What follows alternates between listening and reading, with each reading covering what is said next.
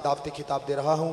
सरजमीन बाबुल Medina Karachi मेरे मुर्शिद की बारगाह से तशरीफ़ लाए हुए आलमी इस्लाम के अजीम ख़तीब ख़तीब आले सुन्नत सरमाया आले सुन्नत हज़रत इल्लामा मौलाना मोहम्मद शहजाद कंवल मकसूदी नक्शबंदी साहब तशरीफ़ लाएँ और अपने पुरवकार अंदाज से हमारे क़ुलूब व ज़हान को मुनव्वर फरमाएँ। नारे तकबीर, दाया हाथ फ़ज़ा में बुलंद करके नारे तकबीर, नारे रिसालत, नारे तहकीक, नारे हैदरी, ताजदार खत्मे नबूवत, दोनों हाथ बुलंद करके आमदे मुस्तफा, आमदे मुस्तफा। सुना है वो बात करे तो बातों से फूल जड़ते हैं, चलो ये बात है तो गुफ्तगू सुन के देखते हैं। बिस्मिल्लाह। अल्हम्दुलिल्लाहि रब्बिल आलमीन वस्सलातु वस्सलामु अला अशरफिल अंबियाइ वल मुरसलीन अम्मा बअदु फ़अऊज़ु बिल्लाहि मिनश शैतानिर रजीम बिस्मिल्लाहिर रहमानिर रहीम व रफ़अना लका ज़िक्रक आमन्तु बिल्लाहि सदक़ल्लाहुल अज़ीम व सदक़ रसूलुहुन नबियुल अमीनुर रऊफ़ुर रहीम। सलातन व सलामन अलैका या सय्यदी या रसूल अल्लाह व अला आलिका व अस्हाबिका या सय्यदी या हबीब अल्लाह। ये किसकी आमद के आसार नजर आते हैं, ये किसकी आमद के आसार नजर आते हैं। आज तो वीराने भी गुलो गुलजार नजर आते हैं। आज तो चारों जानिब हमें कुछ नजर आता ही नहीं, जिधर देखो सरकार ही सरकार नजर आते हैं। हम लोग यहाँ बैठकर आप अहबाब को दीन सिखाते हैं और ये अल्लाह की करम नवाजी है, महज अल्लाह का फजल है। और दीन सिखाना, दीन समझाना, इस मंसर पर बैठना ये बड़े एहसास की बात है। मैं जितने भी मेरे भाई बुज़ुर्ग यहाँ बैठे हैं, मैंने कराची से सफ़र किया है। वहीद भाई मेरे बड़े अजीज़ हैं, क्लास फेलो भी हैं और मैं कसवाल की धरती का ही हूँ, तो इनकी मोहब्बत है। 17 से 18 घंटे ट्रैवल करके आया हूँ और मुसलसल आपके सामने बैठा हुआ हूँ। और मैं एक बात आपकी खिदमत में अर्ज़ करूँ, हम हैं कराची वाले, तो लेट नाइट जागना और ये हमारी आदत है। लेकिन मुझे अपनी फ़िक्र नहीं है, आप लोगों की फ़िक्र है। आंखें लाल हो गई सभी की, आदत नहीं है ना देर तक जागने की। और अभी मैंने गुफ्तगू करनी है। भाई ने कहा था कि आप की कोई लिमिट नहीं है, आप जितना चाहे बोलें, लेकिन चूंकि अब वक्त जो है वो ज़्यादा बीत गया है, टाइम ज़्यादा हो गया है, अब मैं आपके ज़ौक़ के मुताबिक गुफ्तगू करूँगा। आप मुझे कितनी देर बर्दाश्त करेंगे, आप मुझे कितनी देर सुनना चाहेंगे। मैंने अर्ज़ किया ना कि हम यहाँ बैठकर आपको दीन सिखाते हैं, और दीन क्या कहता है, उदऊ इला सबील रब्बिका बिल हिकमा, कि आपने लोगों को दीन सिखाना है, दीन समझाना है, दीन की बात लोगों तक पहुंचानी है। तो पहुंचाने वाले की जिम्मेदारी ये भी है कि वो हिकमत और दनाई के साथ बात पहुंचाए। मैं आपको 1 घंटा सुनाना चाहता हूं, लेकिन आप मुझे सुनना ही नहीं चाहते। किसी ने सुबह उठ के भैंसों का दूध निकालना है, किसी ने सुबह जाके दुकान भी खोलनी है, सारी बातें हो गई। कुरान की तिलावत भी सुन ली, नाज शरीफ भी सुन ली, बयान भी हजरत का हो गया। मैं आया, मुझे बुलाया, मोहब्बत से हाजिर हुआ, कोई तमा नहीं, कोई लालच नहीं है किसी तरह चीज की। अब आप मुझे बताएंगे, ये शाह साहब भी बैठे हैं, अब आपने मुझे बताना है, घड़ी मेरे हाथ पे बंधी हुई है और मैं जहां भी जाता हूं अल्लाह के फजल से, अगर किसी ने 15 मिनट दिए हैं तो मजा तो तब है कि अगर 15 मिनट में ही मैं अपनी बात पहुंचा दूं। तो अब आपने मुझे बताना है कि मैं कितनी देर गुफ्तगू करूं। मैं गुफ्तगू शुरू नहीं की अभी। नहीं, देखें, ये आप ये ना समझिएगा कि इतनी दूर से सफर करके आए, मेरा लिहाज ना कीजिएगा। अगर 15 मिनट सुनने की हिम्मत है तो 15 मिनट गुफ्तगू होगी, 20 मिनट सुनने की हिम्मत है 20 मिनट गुफ्तगू होगी, 2 घंटे सुनने की हिम्मत है मैं 2 घंटे बैठूंगा, बैठकर सुनाऊंगा, आप सुनने का इज़हार करें।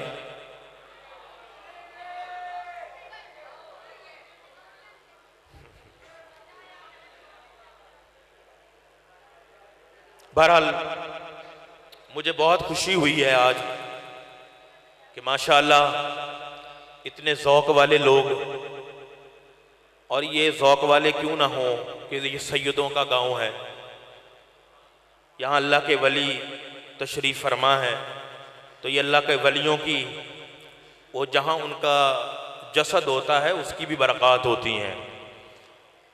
हदीस मुबारका का मफ़हूम है कि जहां अल्लाह के वलियों का जिक्र होता है वहां अल्लाह की रहमतों का नुज़ूल होता है, और जहां खुद अल्लाह के वली तशरीफ फरमा हो तो वहां अल्लाह की रहमतों का नुज़ूल क्यों नहीं होगा। तो अहबाब ज़ीवकार, सबसे पहले तो वहीद भाई और उनके जितने भी इंतजामिया के दोस्त हैं, अब मुझे सभी के नाम तो नहीं आते, मैं उन्हें मुबारकबाद पेश करता हूं कि आज उन्होंने इतनी प्यारी महफिल मिलाद का इनेकाद किया है। अल्लाह उन्हें भी अपनी शान के मुताबिक अजर अता फरमाए, जो आकर बैठ गए हैं अल्लाह उन्हें भी अपनी शान के मुताबिक अजर अजीम। शायर ने कहा कि ये किसकी आमद के आसार नजर आते हैं, ये किसकी आमद के आसार नजर आते हैं, आज तो वीराने भी गुलो गुलजार नजर आते हैं, आज तो चारों जानिब हमें कुछ नजर आता ही नहीं, जिधर देखो सरकार ही सरकार नजर आ। जब मिलाद का महीना आता है तो आप देखिए गलियां सज जाती हैं, घर सज जाते हैं, मस्जिदें सज जाती हैं। और अभी दोस्त बता रहे थे कि सारे गांव सजते हैं, लेकिन 41-14 एल जिस तरह सजता है कोई गांव नहीं सजता। तो ये सारी सजावट देखकर फिर कहने वाला कहता है कि ये किसकी आमद के आसार नजर आते हैं, आज तो वीराने भी गुलो गुलजार नजर आते हैं, आज तो हमें चारों जानिब कुछ नजर आता ही नहीं, जिधर देखो सरकार ही सरकार नजर आ। तो ये मिलाद की महफिल है, सरकार के जिक्र की महफिल है। कोशिश करूंगा आधे घंटे में अपनी गुफ्तगू में खत्म करूं। 1 घंटा शाह साहब बहुत टाइम ज्यादा हो जाएगा। सुबह फिर हम फजर भी बाजमात पढ़े, मजा तो तब है सरकार के जिक्र की महफिल का, मिलाद का मजा तो तब आए जब फजर भी जमात के साथ नहीं, तकबीर उला के साथ अदा करें। नमाज तो अभी हजरत फरमा रहे थे कि जन्नत के टिकट दूंगा, उन टिकटों में एक जन्नत का टिकट क्या था? हुजूर ने फरमाया नमाज जन्नत की कुंजी है, नमाज मेरी आंखों की ठंडक है, नमाज मोमिन की मेराज है। अब बताओ नमाज मोमिन की मेराज कैसे? आका करीम मेराज पर तशरीफ ले गए। अब जिब्रील भी सिदरातुल मुंतहा पर है, जो कि नूर है। नूर और बशर के झगड़े में पढ़ने वालों देखो, जिब्रील हुजूर के साथ है, बशरियत नीचे है, बशरियत बैतुल मक़दस में रही, फिर अंबिया आसमानों पर रहे, सिदरतुल मुंतहा आया, नूर भी वहां जाकर रुक गया। पता चला बशरियत नीचे है, मकामे मुस्तफा बुलंद है, नूर नीचे है, मकामे मुस्तफा बुलंद है, बशर भी नीचे, मुस्तफ़ा को अल्लाह ने उरूज अता फरमाया। और जब मिराज पर तशरीफ ले गए, अल्लाह रब्बे कायनात ने प्यारे हबीब सल्लल्लाहु अलैहि वसल्लम से मुलाकात की और आते हुए जो तोहफा दिया। आप किसी के यहां जाते हैं, मैं आया, मेरे गले में हार डाले, ये मेजबान थे, मेहमान था, मोहब्बतों का इजहार किया, कुर्बान जाऊं, मुस्तफ़ा मेहमान ठहरे, मेजबान खुद अल्लाह था। और जब अपने पास बुलवाया, अर्श पर बुलवाया, अपने पास बुलवाया, सैर करवाई, सब कुछ दिखाया, मजे करवाए, और जब आने लगे फरमाया महबूब ऐसे नहीं जाने दूंगा। आपकी उम्मत भी है, आपकी प्यारी उम्मत भी है, आपको तो हमने अपना दीदार भी करवाया जो कि पहले किसी को ना करवाया, अपने जलवे भी दिखाए जो पहले किसी को ना दिखाए थे, आपको जन्नत भी दिखा दी, आपको दोज़ख भी दिखा दी, आपको सब कुछ दिखा दिया। प्यारे हबीब, तेरी उम्मत जो तुझे बड़ी महबूब है, उसके लिए भी तो कुछ लेते जाओ ना, उसके लिए भी तो कुछ लेते जाओ। फिर अल्लाह रब्बे कायनात ने प्यारे हबीब सल्लल्लाहु अलैहि वसल्लम को जो तोहफे में दिया, आप सभी जानते हैं वो क्या था? नमाज। वो क्या था? नमाज। अब बात बहुत लंबी हो जाएगी। रास्ते में अल्लाह के नबी मिले, क्या मिला है? 50 नमाजें मिली हैं, तुम्हारी उम्मत 50 नहीं पड़ेगी। वापस गए, कम करवाई, फिर गए, फिर वापस गए, कम करवाई, और अल्लाह अकबर, रब्बे लम यज़ल ने 5 दी। फरमाया हबीब जा, ले जा, अपनी उम्मत को पाबंद करना, वो 5 पढ़ेंगे, सवाब 5 का नहीं, सवाब 50 का दूंगा। तो हमारे लिए अल्लाह अकबर, या रसूल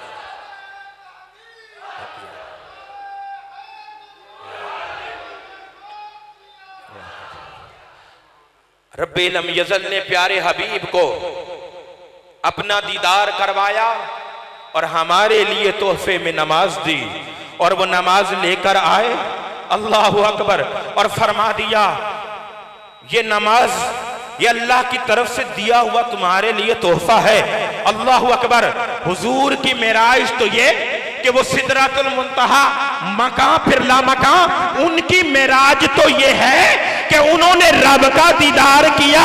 फरमाया उम्मतियो, तुम भी रब की मेराज पाना चाहते हो, दीदार करना चाहते हो, उसके जलवों को देखना चाहते हो, तो फरमाया मैं तो देख कर आया हूं, अब तुम्हारे लिए जो चीज लाया हूं उसको अदा करोगे तो उसके जलवे देखोगे।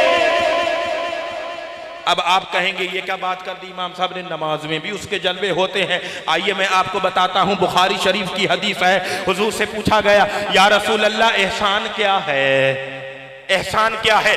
आका करीम ने फरमाया अंता अबुदल्लाह का अन्नका तराहु, तू अल्लाह की इबादत यूं कर के गोया तू उसे देख रहा है।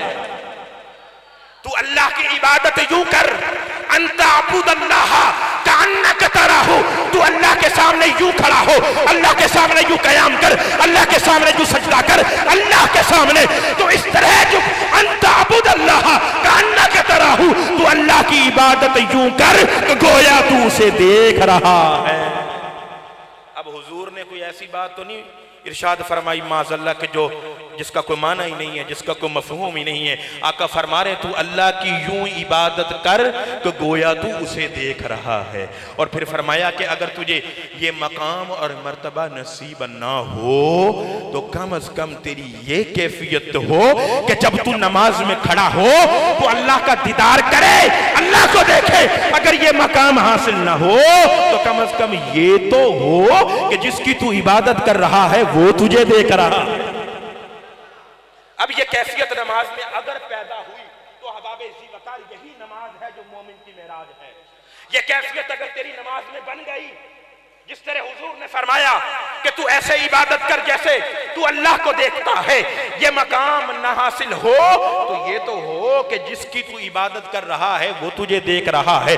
अगर ये तेरी नमाज में कैफियत बन जाए तो ये तेरी नमाज मेराज है। और यही वो नमाज है इन्नस्सलात तन्हा अनिल फहशाई वल मुनकर, यही वो नमाज है जो तुझे बुराई से भी रोकेगी, बेहयाई से भी रोकेगी। अब हम कहते हैं ये नमाज तो 5 वक्ता पढ़ता है, बुराई से फिर भी नहीं बचता। तो अल्लाह कुरान तो झूठा नहीं, कुरान तो कहता है कि नमाज बेहयाई से भी रोकती है, बुराई से भी रोकती है। नमाजी है 5 वक्ता, बेहयाई से नहीं रुकता। इसका मतलब यह है कि वो नमाज जिस तरह अदा करने का हुक्म है वो उस तरह जाहिरी और बातनी अदाब बजा लाते हुए अदा कर नहीं रहा। कमी अपनी तरफ से है। और अहबाब ज़ी वकार, ये नमाज में अर्ज कर रहा था, हम यहाँ बैठे हैं तो मज़ा तो तब है कि आज मिलाद की महफिल की बरक़ात लेकर उठें। फजर की नमाज में जब इमाम साहब यहाँ नमाज पढ़ाने के लिए आए, जितने लोग यहाँ बैठे हैं सारे के सारे इमाम साहब के पीछे फजर की नमाज में खड़े हैं। अब ऐसी बातों पे ना थोड़ा सा हमारा मिजाज खराब होने लगता है। और मेरे एक दोस्त कहने लगे, कहते हैं यार वो एक इमाम मौलवी साहब आए, उन्होंने गुफ्तगू की तो उनसे पूछा भाई इमाम साहब कैसा था? बड़ा डाढ़ा मौलवी है, बड़ा डाढ़ा। क्या करता था? बड़ा शोर किया उसने, बड़े मजे की बातें सुनाई। और अगर कोई हम जैसा आ जाए बेचारा, कोई इस्लाही बात करने वाला भी, नमाज की तरगीब दिलाने वाला, तो सामीन से पूछो जी कैसा था? बस बड़ा ठंडा था, बड़ा ठंडा था, मजा नहीं आया। तो अहबाब ज़ी वकार, आज की मिलाद की ये महफिल है, आप सारे यहाँ बैठे हैं, अल्लाह सभी का आना कबूल फरमाए। अब मैंने आया करीमा पढ़ी, उसके हवाले से चंद बातें आपकी खिदमत में अर्ज करता हूँ। वरफ़अना लका ज़िक्रक, ए हबीब हमने आपके जिक्र को आपके लिए बुलंद कर दिया, आपके जिक्र को आपके लिए बुलंद कर दिया। अहबाब ज़ी वकार देखें, अल्लाह तबारक व तआला ने तमाम मखलूक़ात को पैदा किया। सारी मखलूक़ात अल्लाह की एक जैसी नहीं है। सारी मखलूक़ात में अल्लाह रब्बे कायनात ने इंसान को अफजल और अशरफ बनाया। अशरफुल मखलूक़ात इंसान है।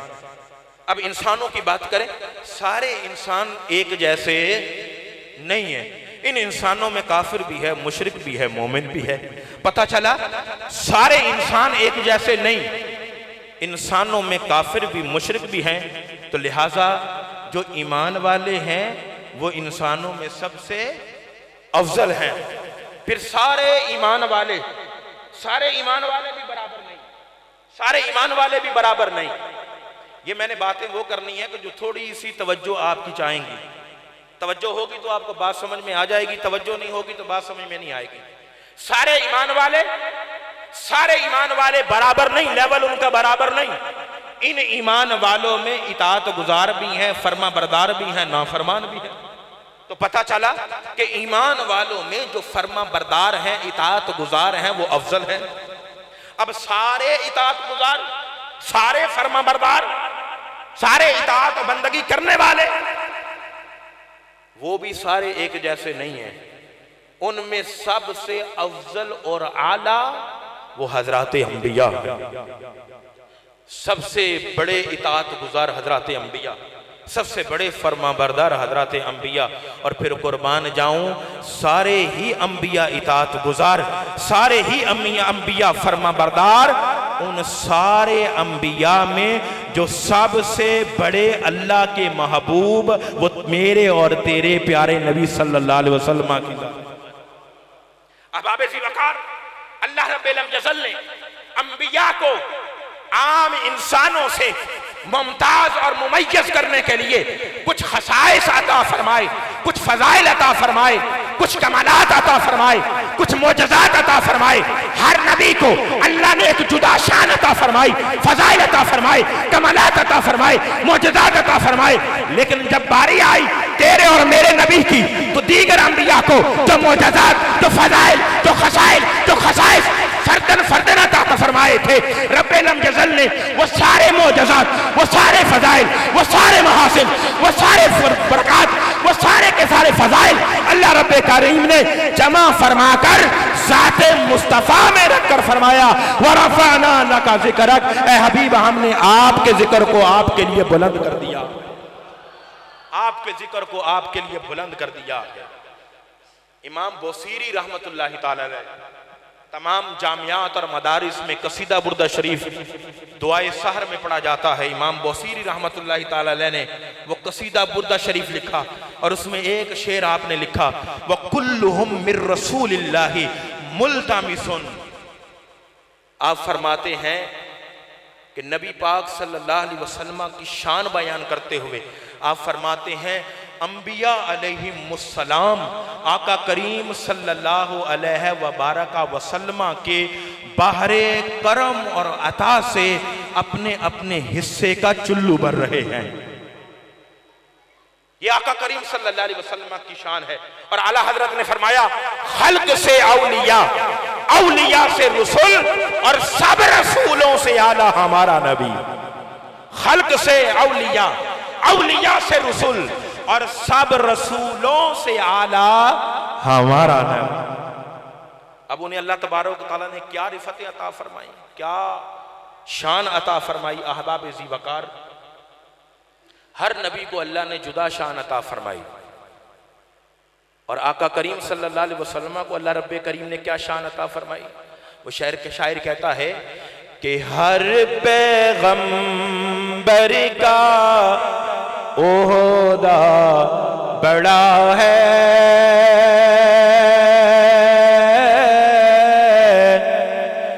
लेकिन आका कमल सब जुदा है। हर पैगंबर का ओहदा बड़ा है, लेकिन आका कमल सब जुदा है। वो इमाम सफ़े अंबिया है, उनका रुतबा बड़ों से बड़ा है। वो इमाम सफ़े अंबिया है, उनका रुतबा बड़ों से बड़ा है। जितने भी बड़े हैं ना, उनका उन बड़ों से रुतबा बड़ा है। उनसे सिर्फ अल्लाह बड़ा है, उनसे सिर्फ अल्लाह बड़ा। और रुतबा कितना बड़ा है, लफ्जों में कोई बयान कर सकता है? लफ्जों में कोई बता सकता है? कोई लफ्जों में कैसे बता दे उनके रुतबे की हद है तो क्या है। कोई लफ्जों में कैसे बता दे उनके रुतबे की हद है तो क्या है। तो हद क्या है? कोई हद भी तो होगी ना। हद क्या है सुनिएगा। हमने अपने बड़ों से सुना है, सिर्फ अल्लाह उनसे बड़ा है। हमने अपने बड़ों से सुना है,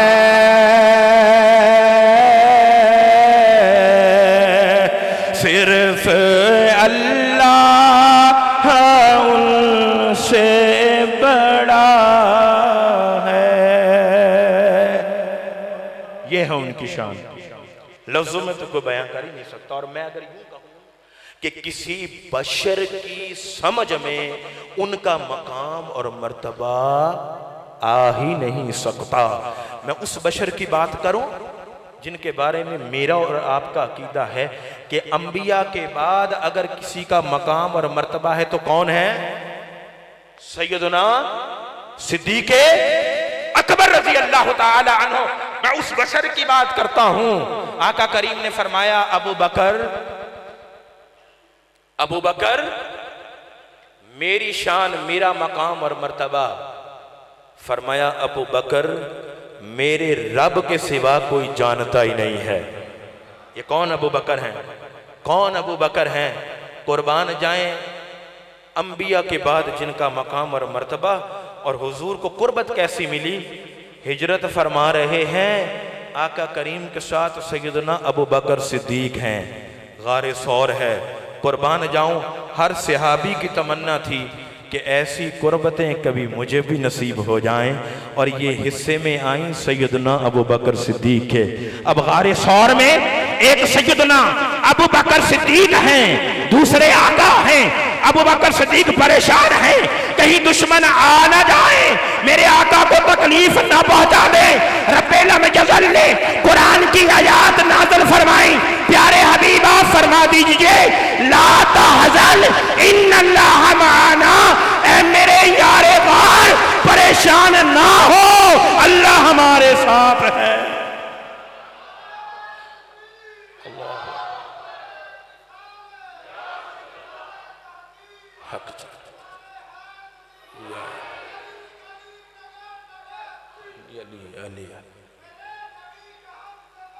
अबू बकर अबू बकर।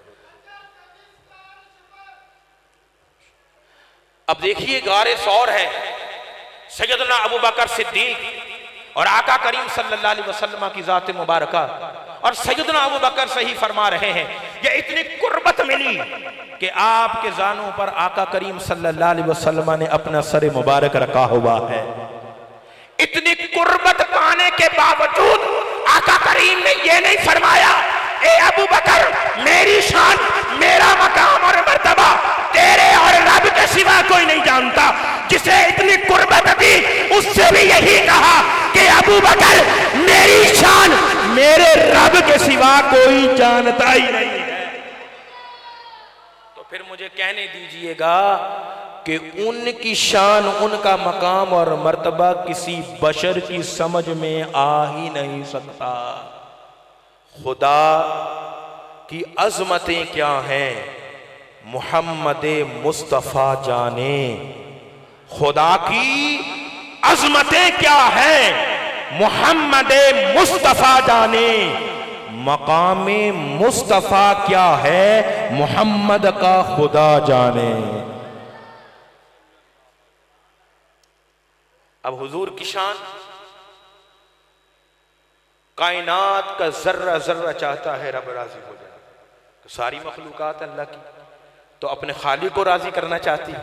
जमीन ये चाहे मौला तू राजी हो जाए, आसमां ये चाहे मौला तू राजी हो जाए, चरिंद ये चाहे मौला तू राजी हो जाए, परिंद ये चाहे मौला तू राजी हो जाए, हजर ये चाहे मौला तू राजी हो जाए, शजर ये चाहे मौला तू राजी हो जाए, सितारे ये चाहे मौला तू राजी हो जाए, चांद ये चाहे मौला तू राजी हो जाए, सूरज ये चाहे मौला तू राजी हो जाए, फरिश्ते ये चाहे मौला तू राजी हो जाए, हूरे ये चाहे मौला तू राजी हो जाए, अंबिया ये चाहे मौला तू राजी हो जाए, आदम ये चाहे मौला तू राजी हो जाए, नूह ये चाहे मौला तू राजी हो जाए, इदरीस ये चाहे मौला तू राजी हो जाए, इब्राहिम ये चाहे मौला तू राजी हो जाए, इसहाक ये चाहे मौला तू राजी हो जाए, याकूब ये चाहे मौला तू राजी हो जाए, यूसुफ ये चाहे मौला तू राजी हो जाए, मूसा ये चाहे मौला तू राजी हो जाए, ईसा ये चाहे मौला तू राजी हो जाए।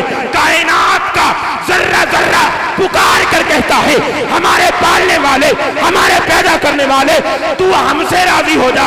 रब फरमाता है वाला सौफा युअती का रब्बू का फकर का। ए प्यारे सारी कायनात चाहती है मेरा रब राजी हो जाए। प्यारे रब चाहता है मुस्तफा तू राजी हो जाए। कायनात का जर्रा जर्रा चाहता है मौला तू राजी हो जाए। रब फरमाता है प्यारे हबीब हम चाहते हैं आप राजी हो जाए। और उनकी अब मैं उस तरफ नहीं जाऊंगा, उनको राजी करने के लिए कुरान के दूसरे पारे का आगाज हो रहा है और फरमाया जा रहा है हबीब आपका ये मुबारक चेहरा बार बार हम आसमां की तरफ उठता हुआ देखते हैं। आप चाहते हैं कि आपका किबला जो है वो बैतुल्लाह बन जाए। आप आवेसी वकार जब अपने महबूब को रब राजी करने पे आता है, उनकी चाहत को ख्वाहिश को पूरा करने पर आता है, तो फिर ये नहीं देखता नमाज मेरी हो रही है, बंदगी मेरी हो रही है। ज़ोहर की नमाज थी, 2 रकतें पढ़ी थी, 2 बाकी थी। फरमाया हबीब तू जो चाहता है कि तेरा किबला बैतुल्लाह बन जाए, प्यारे हबीब अब चेहरा उधर ही घुमा लीजिए जिधर आप चाहते हैं। जिधर आप चाहते हैं अपना चेहरा उधर ही कर लीजिए। ये तो महबूब को राजी करने का अंदाज है कि नमाज अल्लाह की हो रही है, नमाज अल्लाह की हो रही है। नमाज में अगर कहते हैं गैरुल्लाह का ख्याल आ जाए तो नमाज रहती नहीं। आप बताइए, नमाज में तो प्यारे हबीब की चाहत पूरी की जा रही थी। 2 रकतें अभी पढ़ी थी, 2 बाकी थी। मौला अगर हुक्म देना ही था तो नमाज के बाद दे देता।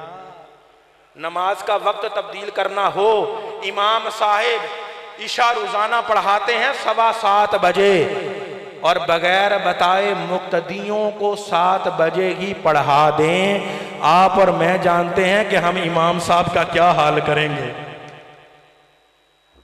तो मैंने और तुमने अगर नमाज का वक्त बदलना हो तो पहले से इत्तला दी जाती है। मौला यहां नमाज की बात न थी, यहां टाइम की बात न थी, नमाज के वक्त की बात न थी, यहां तो इतना अहम मामला था कि यहां तो किबले को बदलने की बात थी। मौला नमाज मुकम्मल हो जाती, फिर हुक्म आ जाता कुरान पढ़ लीजिए। अल्लाह फरमाता है हम देखना चाहते थे कौन किबले को देख के नमाज पढ़ते हैं, कौन रुखे मुस्तफा को देख के नमाज। हम तो देखना चाहते हैं, हम तो आजमाना चाहते हैं। इस मामले से हम परखना चाहते हैं कौन है जो किबले को तकता रहता है और कौन है जो रुखे मुस्तफा को तकते हुए उनके पीछे अपना रुख बदल लेता है। तो रब जब अपने हबीब को राजी करने पे आता है तो वो तो अपनी नमाज उसके लिए सजदा हो रहा है, उसमें भी अपने रब को हुक्म दे रहा है।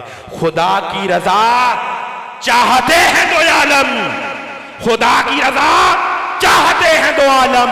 अरे खुदा चाहता है रज़ाए मोहम्मद, पूरी कायनात चाहती है रब राजी हो जाए। और रब फरमाता है वाला सौफा युअतीका रब्बुका फतरदा। प्यारे हबीब हम आपको इतना देंगे, इतना देंगे, इतना नवाजेंगे, इतना नवाजेंगे कि आप हमसे राजी हो जाएंगे, आप हमसे राजी हो जाएंगे। अब आप इसी वकार बस आखिरी बात आपको गोशगुजार करूंगा, वक्त काफी हो गया है। आखिरी बात आपको समझाने के लिए अगर समझ में आ गई हुजूर की शान, वैसे तो मैंने अभी अर्ज किया कोई बता ही नहीं सकता, समझा ही नहीं सकता, लेकिन हमारा तो फर्ज है हुजूर के गीत गाना, उनका जिक्र करना, उनकी नाते पढ़ना। और ये नाते उनकी पढ़ के, उनका जिक्र करके ये हम अपने मुकद्दर जगाते हैं, ये हम अपनी बात बनाते हैं, ये हम अपने नसीब जगाते हैं। अब आप इसी वकार देखिए, गौर कीजिएगा, अल्लाह ने जितनी भी इबादत, पढ़े लिखे लोग बैठे हैं माशाल्लाह, अल्लाह ने जितनी भी इबादत लाजिम करार दी, नमाज रोजा हज ज़कात, ये जितनी इबादत हैं इनके अदा करने का मुकम्मल तरीका अल्लाह ने कुरान में बयान नहीं किया। नमाज भी अल्लाह के हुकूक में से, रोज़ा भी अल्लाह के हुकूक में से, हज भी अल्लाह के हुकूक में से, ज़कात ये भी अल्लाह के हुकूक में से। ये जितनी भी इबादत लाज़िम करार दी, इनका मुकम्मल तफसीली बयान कुरान में मौजूद नहीं है।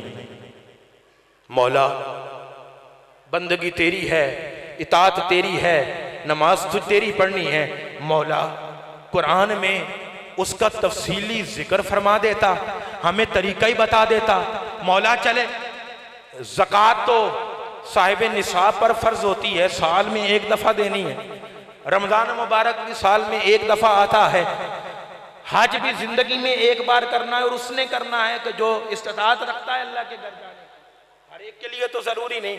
ए बारी ताला नमाज का मामला तो बड़ा अहम मामला था, अमीर है तो उसने भी पढ़नी है, गरीब है तो उसने भी पढ़नी है, मरीज है तो उसने भी पढ़नी है, सेहतमंद है तो उसने भी पढ़नी है, मुसाफिर है तो उसने भी पढ़नी है, मुकीम है तो उसने भी पढ़नी है, औरत है तो उसने भी पढ़नी है, मर्द है तो उसने भी पढ़नी है। मौला नमाज का मामला तो बड़ा अहम मामला था, उसका ही मुकम्मल तरीका कुरान में जिक्र कर देता। क्या तेरे कुरान में जगह न थी? मौला 114 सूरतें तूने नाज़िल फरमाई, उसमें बनी इसराइल के वाक़े भी हैं, उनके वाक़ियात हैं। ए बारी ताला कोई एक सूरत और नाज़िल कर देता जिसमें नमाज का मुकम्मल तरीका हमें बता देता। मौला नमाज तेरी अदा करनी है, ये तेरी इबादत है, तू खालिक व मालिक है, तेरे हुकूक में से है, ये बड़ा अहम मामला था। लेकिन पूरे कुरान में तूने नमाज का मुकम्मल तरीका बयान नहीं किया। फजाइल तो बयान किए, इसकी अहमियत तो बयान की, लेकिन मौला इसके अदा करने का तरीका नहीं बताया। आशिकों को जवाब मिला, मेरा ये इरादा ही नहीं है। ए मौला फिर तेरा क्या इरादा है? फरमाया नमाज की अहमियत बताऊंगा कुरान की सूरत में, नमाज के फजाइल बताऊंगा कुरान की सूरत में, और नमाज पढ़ना सिखाऊंगा सूरत मुस्तफा में। नमाज के फजाइल बताऊंगा कुरान की सूरत में, नमाज की अहमियत बताऊंगा कुरान की सूरत में, नमाज पढ़ने का हुक्म दूंगा कुरान की सूरत में, और उसका तरीका तुम्हें बताऊंगा सूरत मुस्तफा में। हजरत सहाबा आ गए, या रसूल अल्लाह, अल्लाह नमाज का हुक्म दे रहा है, कैफ़ा नुसल्ली, हम नमाज किस तरह अदा करें? आप पूरा कुरान पढ़ लें, सजदा किस तरह करना है, रुकू किस तरह करना है, कायदा कैसे करना है। हजरत सहाबा आ गए, कैफ़ा नुसल्ली, या रसूल अल्लाह रहनुमाई फरमा दीजिए। अल्लाह बार बार हुक्म दे रहा है, नमाज की अहमियत को बयान कर रहा है। मौला नमाज तेरी अदा किस तरह करनी है ये तूने नहीं बताया। सहाबा हुजूर की बारगाह में आए, या रसूल अल्लाह आप रहनुमाई फरमाए, कैफ़ा नुसल्ली, हम नमाज कैसे पढ़ें? कुर्बान जाऊं, आका करीम ने ये नहीं फरमाया कि सहाबा कुरान पढ़ लो। आका करीम ने फरमाया, सल्लू कमा रअयतुमूनी उसल्ली, मेरे सहाबा जिस तरह मुझे नमाज पढ़ते हुए देखते हो इस तरह तुम नमाज पढ़ने लग जाओ। तो फरमाया नमाज की अहमियत बताऊंगा, फजाइल बताऊंगा कुरान की सूरत में, और अपनी नमाज अदा करने का तरीका बताऊंगा सूरत मुस्तफा में। इसलिए कि रब जानता था आने वाले दौर में लोग नबी की हदीस के मुनकर होंगे। फरमाया मैं चाहता हूं जहां मेरे बंदे कुरान के मोहताज रहे वहां तरीका नबवी के भी मोहताज रहे, सुन्नत नबवी के भी मोहताज रहे। और फरमाया कि जिस तरह अपने हबीब को नमाज अदा करते हुए देखते हो तुम इस तरह नमाज अदा करो। और बड़ी काबिल तवज्जो बात अहबाब ज़ीब को वकार, ऐ बारी ताला तूने रुकू करने का तरीका नहीं बताया, तूने सजदा करने का तरीका नहीं बताया, ऐ बारी ताला तूने नमाज पढ़ने का तरीका नहीं बताया। और अगर बात करें हुजूर के अदब की तो मौला तू रुकू करना नहीं बता रहा, तू सजदा करना नहीं बता रहा, तेरे आगे झुकना कैसे है तूने उसका तरीका नहीं बताया। ए मौला जब बात आ गई तेरे महबूब के अदब की, एहतराम की, तो आका करीम ने जब हजरत ज़ैनब के साथ निकाह किया, सूरह अहज़ाब में अल्लाह ने वाक़या जिक्र फरमाया है। हजरत सहाबा को नबी पाक सल्लल्लाहु अलैहि वसल्लम ने दावत वलीमा पर बुलवाया। हजरत ज़ैनब के साथ जब निकाह किया, दावत वलीमा का एहतमाम किया, हजरत सहाबा जब घर पे हाजिर हुए, अब उन हजरत सहाबा को सूरह अहज़ाब की आयतों में मुस्तफ़ा के दावत वलीमा के आदाब सिखाए जा रहे हैं। मौला नमाज पढ़ना नहीं बताई, रुकू करना नहीं बताया, लेकिन जब महबूब के अदब की बात आई तो महबूब के घर पर दावत वलीमा का एहतमाम किया गया, तो हजरत सहाबा को दावत वलीमा के आदाब भी सिखाए जा रहे हैं। अब काबिल तवज्जो बात, रब ने फरमाया प्यारे हबीब नमाज मेरी, बंदगी मेरी, ये महबूब है तुझे, ये महबूब है तुझे। नमाज मेरी, इबादत मेरी, नमाज मेरी, बंदगी मेरी। ए हबीब ये है तुझे महबूब, जो तुझे महबूब है वो इन्हें तू सिखा, मुझे तेरा अदब महबूब है, जो मुझे महबूब है वो मैं सिखाऊंगा। ए प्यारे हबीब तू इन्हें सिखा रुकू कैसे करना है, मैं इन्हें सिखाऊंगा महबूब की मजलिस में आना कैसे है। तू इन्हें सिखा सजदा कैसे करना है, मैं इन्हें सिखाऊंगा महबूब की बारगाह में हाजिर होकर अपनी आवाज बुलंद नहीं करनी। ए प्यारे हबीब तुझे मेरी बंदगी महबूब है, तू मेरे बंदों को मेरी बंदगी सिखा। मुझे तेरा अदब महबूब है, मैं अपने बंदों को तेरा अदब सिखाऊंगा। अब आप वकार यही मैंने अर्ज किया ना कि रुकू का तरीका नहीं, सजदे का तरीका नहीं, लेकिन दावत वलीमा के आदाब भी सिखाए। आप किसी मुफ्ती साहब से फतवा ले लें, पूछ लें भाई आप ये बताओ नमाज सीखना पहले जरूरी है या दावत वलीमा के आदाब? तो मौलवी साहब यही कहेंगे हजरत नमाज अहम है, नमाज सीखना जरूरी है, दावत वलीमा के आदाब बाद में। हाँ हाँ ये दावत वलीमा अगर किसी और की हो तो बाद में, लेकिन ये दावत वलीमा अगर इमामुल अंबिया की हो तो पहले दावत वलीमा के आदाब सीखना जरूरी। अब आप कहेंगे बड़ी अजीब सी बात कर दी है, समझ में आने वाली बात नहीं है। अब इस पूरी गुफ्तगू का मैं नुक्ता पॉइंट आपको देने लगा हूं। अब मुझे ये बताइए रब ने अपने महबूब का अदब सिखाया, अदब सिखाया। आप सूरह हुजरात उठा के देख लें, या अय्युहल्लज़ीना आमनू ला तरफ़ऊ अस्वातकुम फ़ौक़ सौतिन नबी वला तजहरू लहू बिलक़ौली कजहरि बादिकुम लिबादिन अन तहबता आमालुकुम व अंतुम ला तशऊरून। अब अल्लाह को महबूब का अदब महबूब था, अपने महबूब का अपने बंदों को अदब सिखाया और फरमाया ऐ हबीब तुझे मेरी बंदगी महबूब है, तू इन्हें बंदगी सिखा। अब आपसे सवाल करने लगा हूं, आप बताइएगा ज्यादा वैल्यू, ज्यादा अहमियत किस बात में है, जो रब सिखाए या मुस्तफा सिखाए? अदब तौहीद बताइएगा, तौहीद का अदब बताइएगा। जो रब सिखाए वो ज्यादा अहमियत का हामिल है या जो मुस्तफा सिखाए? तौहीद की बात कर रहा हूं, अदब तौहीद की बात कर रहा हूं। अब आबे ज़ीवकार एक चीज रब सिखाता है, एक चीज महबूब सिखाता है। अगर अदब तौहीद की बात करें तो ज्यादा अहम तो वही बात होगी जो रब सिखाए, जो रब सिखाए। अदब तौहीद यही है कि जो रब सिखाए वो ज्यादा अहमियत का हामिल है, जो मुस्तफा सिखाए उसका दर्जा रब की सिखाई हुई बात के बाद है। तो जब ये अदब तौहीद ठहरा तो रब ने फरमाया प्यारे हबीब अब से फिर यही उसूल ठहरा कि जो मेरी इबादत करेगा तेरे अदब को तर्क करके, जो तेरे अदब को, तेरे एहतराम को, तेरी ताज़ीम को तर्क करके मेरी इबादत करेगा, फरमाया मुझे उसकी इबादत की जरूरत ही नहीं, मैं उसकी इबादत को रद्द कर दूंगा। जो रब ने सिखाया वो अदब मुस्तफ़ा और फरमाया फिर यही उसूल ठहरा ऐ हबीब जो मैंने सिखाया, क्योंकि अदब तौहीद ये है उसकी अहमियत ज्यादा है। फरमाया कि जो तेरा अदब छोड़कर, तेरी ताज़ीम छोड़कर, तेरा एहतराम छोड़कर मेरी इबादत करेगा, मेरी नमाज पढ़ेगा, फरमाया उसे, उसकी मुझे इबादत की जरूरत नहीं।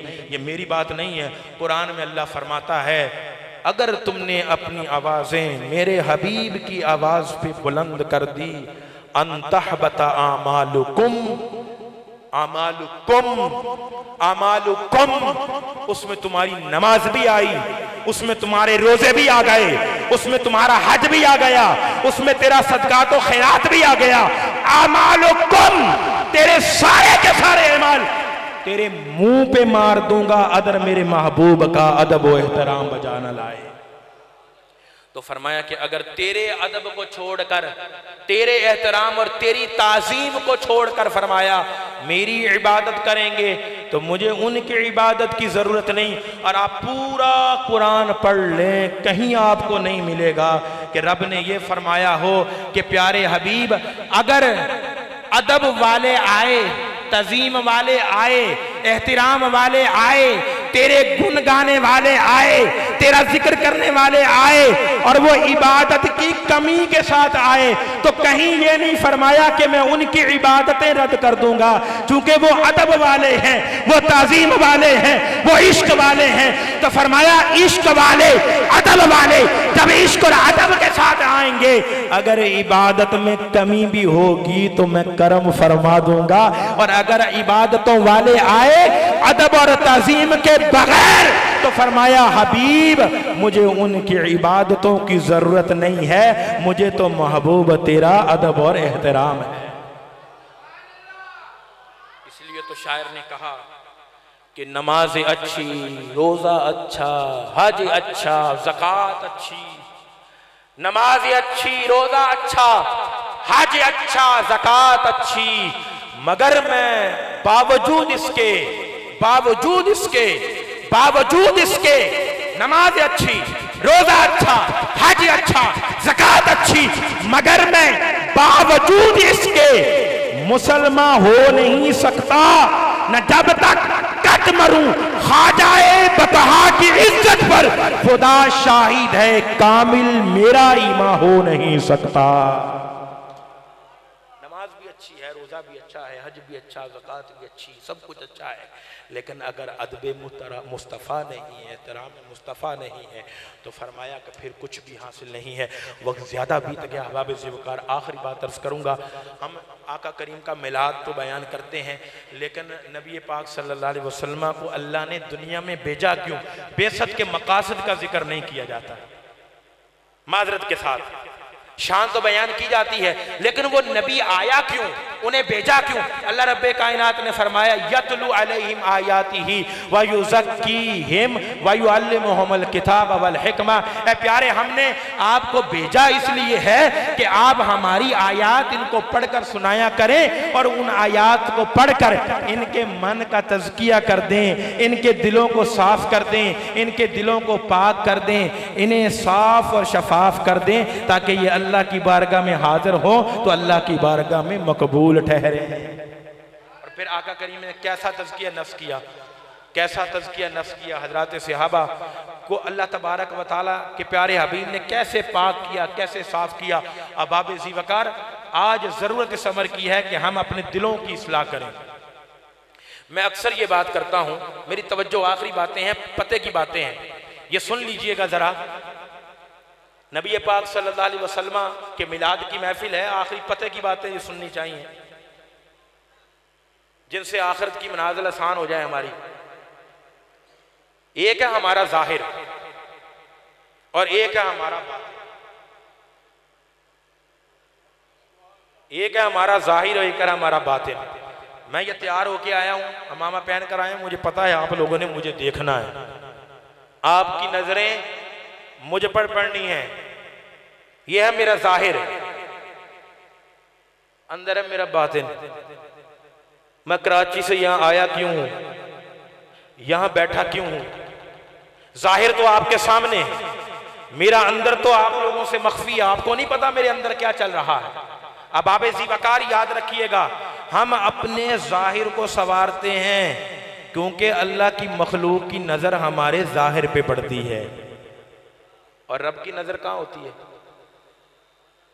सब जरा बोलिएगा, सबको पता है माशाल्लाह, पढ़े लिखे लोग बैठे हैं, पढ़े लिखे लोगों का गांव है ये।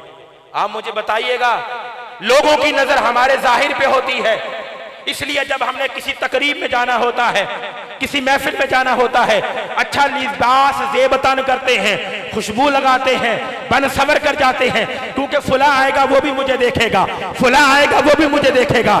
लेकिन अहबाब ज़िवकार, अल्लाह की नजर जाहिर पर नहीं होती, अल्लाह की नजर बातिन पर होती है। आका करीम फरमाते हैं, अल्लाह तुम्हारे जिस्मों को नहीं देखता मोटा है कि पतला है, अल्लाह तुम्हारी रंगतों को नहीं देखता गोरा है या काला है, अल्लाह तुम्हारे अजसाम को नहीं देखता, अल्लाह तुम्हारी सूरतों को नहीं देखता। इसकी वजह कहता कैसी है, ये खूबसूरत है। फरमाया अल्लाह तो तुम्हारे दिलों को देखता है। हम जाहिर सवारते हैं मखलूक को दिखाने के लिए, जहां खालिक की नजर है उसकी हमें फिक्र ही नहीं है।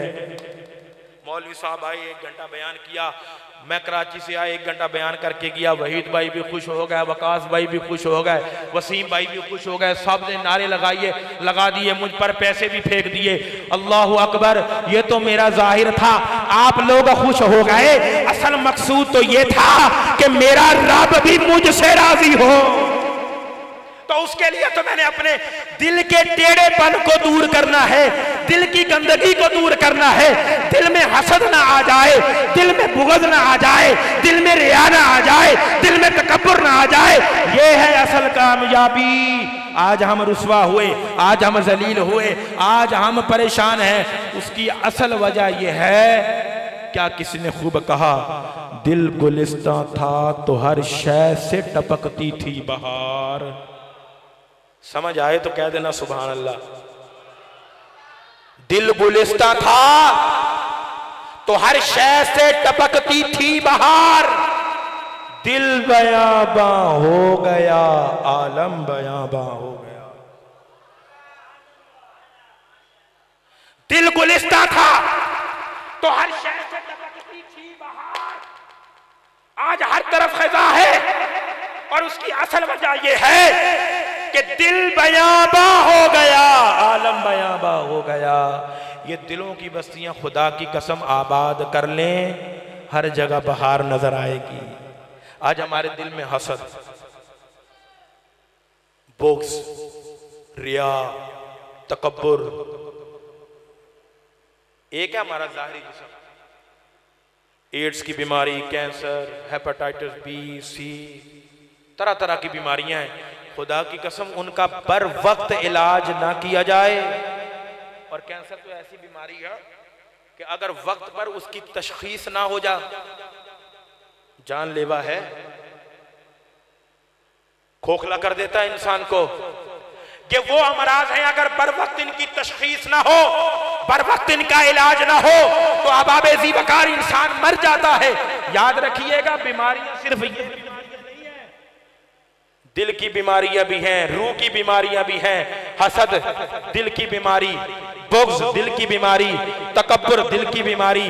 अगर इनका बर वक्त इलाज ना किया जाए तो दुनिया वाले तो हमें समझेंगे कि ये साहिब ईमान है, लेकिन अंदर इतना गंदा होगा कि अल्लाह की बारगाह में मकबूल ही नहीं ठहरेंगे। तो आज ज़रूरत इस अमर की है कि इन दिलों को साफ किया जाए। तरह तरह के फितने जन्म ले रहे हैं, तरह तरह के फितने। मैंने सोचा था मैं खुल के इन फितनों के ऊपर गुफ्तगू करूंगा, लेकिन चूंकि वक्त नहीं है, अब मुझे आप लोगों का एहसास है बहुत सारे फितने जन्म ले रहे हैं, और उन फितनों में औलाद वालिदैन की जो नाफरमानी कर रही है।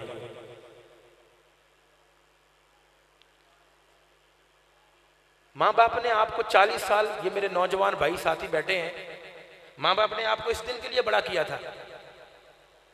उस वक्त को याद कर जब माँ की तमन्ना थी, बाप की तमन्ना थी, और वही से इंतजार में थे कि मेरा ये लाल किस दिन जुबान से कलमा बोलेगा, कुछ बोलेगा।